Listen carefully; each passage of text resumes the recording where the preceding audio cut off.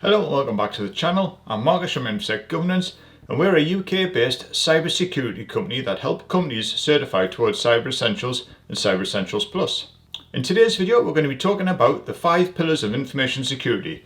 More specifically, what they are, and how they can actually help you within the business and why they're important. When it comes to managing information, whether it's paper-based or digital-based, information security can play an important part.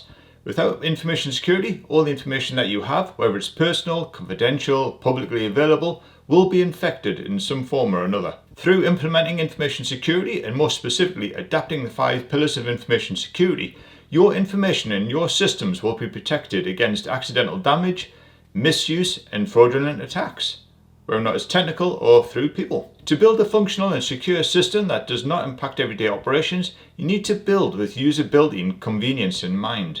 If you make it too difficult to work with and do simple tasks, people are just going to look at ways to bypass systems and potentially make things worse for your business. So what are the 5 pillars of information security, and what should you be considering when you're going to actually secure your information within the business? So the first up is confidentiality.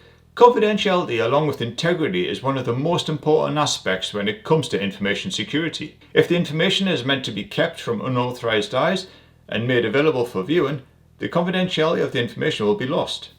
So you've got to make sure if it wants to be secret, it has to be kept secret. You can protect data and ensure its confidentiality through using encryption when storing the data, as well as through transmission across the internet and other networks. Ensuring that access to information is also restricted and only granting access to those who actually need it.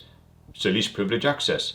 You can ensure that you use the data classification and ensure that the rules against the classification of information is protected depending upon what the level's set. We've got integrities next. So the integrity of information is where information is meant to remain in its natural state, meaning that the data should be correct and that it should remain unaltered while it's being transmitted from one location to another. So it should be the same from the start straight to the finish. To ensure that the integrity of the information is protected, you should be ensuring that the information is protected against tampering and modification from unauthorized users and systems. You should have checks put in place to ensure that only those systems which are allowed to modify data are allowed to. You should ensure that users are trained sufficiently in the processing modification of information and those systems, as well as ensuring that the access to the information is granted on what is actually required. So ensuring that the file hashes and checks are carried out and that the file hashes remain unchanged from start to end where needed. Next, we've got availability. So availability is what the name says. It's the availability of information. And it's an important aspect when it comes to information security. If you can't make use of the information and it's not available to end users and systems, then the data is unavailable and it's useless. Through making access to information, this should be done through the implementation of resilience and having robust systems put in place.